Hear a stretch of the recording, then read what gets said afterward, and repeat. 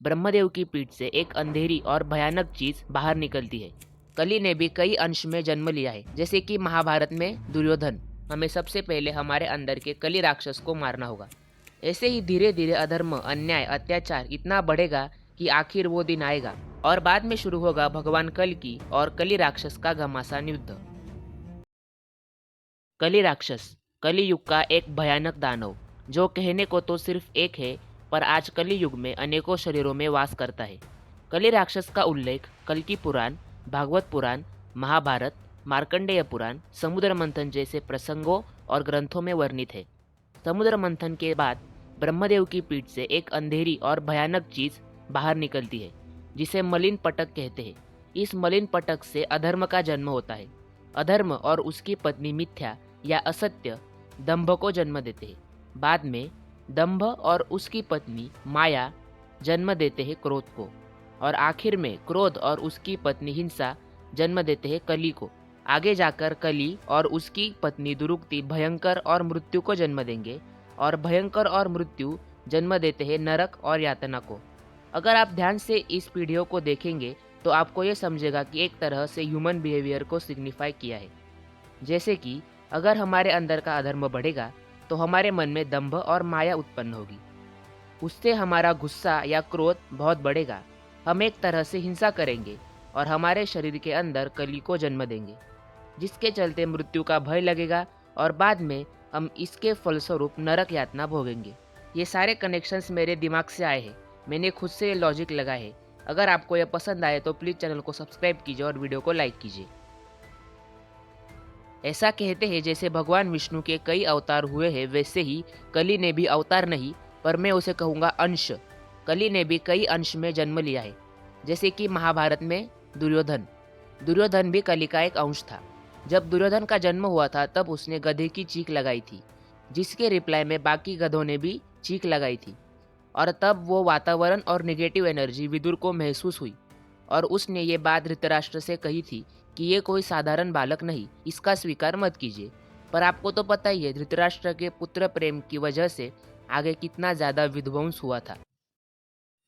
राजा परीक्षित, जो अर्जुन का पोता और ग्रैंडसन और पांडवों का वंशज था।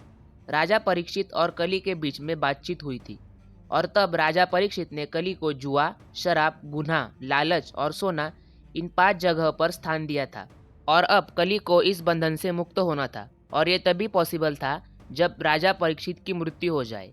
इसीलिए कली राजा परीक्षित के सोने के मुकुट में छिप गया, और बाद में राजा परीक्षित के दिमाग को वो कंट्रोल करने लगा, और कंट्रोल करके एक ऋषि के द्वारा राजा परीक्षित को तुम्हारे सांप के काटने से मृत्यु होगी, ऐसा श्राप उसने दिलवाया। बाद में राजा परीक्षित की मृत्यु के बाद कली को अब कोई बंधन या लिमिटेशंस नहीं थे, और तभी से यानी परीक्षित राजा के मृत्यु के बाद से कली युग की शुरुआत हुई। कली युग की शुरुआत होने से पहले जब भगवान श्री कृष्ण धरती पर थे, तब उनको पृथ्वी पर एक भी राक्षस जीवित नहीं रखना था, क्योंकि उनको पता था कि कलयुग में सारे मनुष्य मिलकर सिर्फ एक राक्षस को भी नहीं हरा सकते। इसीलिए श्री कृष्ण भीम का पुत्र घटोत्कच और घटोत्कच का पुत्र बार्बरी को भी जीवित नहीं रखे थे। सत्य युग में देव और राक्षस अलग अलग लोकों में रहते थे, जैसे कि देव स्वर्ग में और राक्षस पाताल में।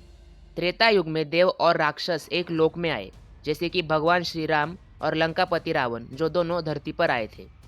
द्वापर युग में देव और राक्षस एक परिवार में जन्म लेते हैं, जैसे कि पांडव और कौरव। और कली युग में देव और दानव एक शरीर में वास करते हैं। इसलिए कलयुग में राक्षसों की ज़रूरत ही क्या है, क्योंकि यहाँ पर मनुष्य का सबसे बड़ा शत्रु खुद मनुष्य ही है। The world has enough for everyone's need but not enough for everyone's greed. ऐसे ही धीरे धीरे अधर्म, अन्याय, अत्याचार इतना बढ़ेगा कि आखिर वो दिन आएगा जब निगेटिविटी, डार्कनेस को हराने के लिए और ख़त्म करने के लिए एक तेज से भरी रोशनी आएगी, जो पूरे अधर्म का विनाश करने के बाद फिर से सत्य युग की नींव रखेगी। जी हाँ, भगवान विष्णु का 10वां और आखिरी अवतार कल्कि, क्योंकि सत्य कभी पराजित नहीं होता, तेज का अस्तित्व कभी खत्म नहीं होता, वो किसी ना किसी रूप में ज़रूर चमकता है, और बाद में शुरू होगा भगवान कल्कि और कली राक्षस का घमासान युद्ध। और इस युद्ध में भगवान कल्कि को साथ देंगे 7 चिरंजीवी, जो आज भी जीवित है और भगवान कल्कि के प्रकट होने के इंतजार में है। तो इसलिए कली का अंत तो निश्चित है, पर ऐसा होने के लिए हमें सबसे पहले हमारे अंदर के कली राक्षस को मारना होगा। तो आज का वीडियो यही ख़त्म करते हैं। अगर आपको ये वीडियो पसंद आया तो प्लीज़ चैनल को सब्सक्राइब कीजिए, वीडियो को लाइक कीजिए, दोस्तों में शेयर कीजिए और बेल आइकॉन प्रेस कीजिए। जल्द ही मिलेंगे अगले वीडियो में। तब तक के लिए धन्यवाद।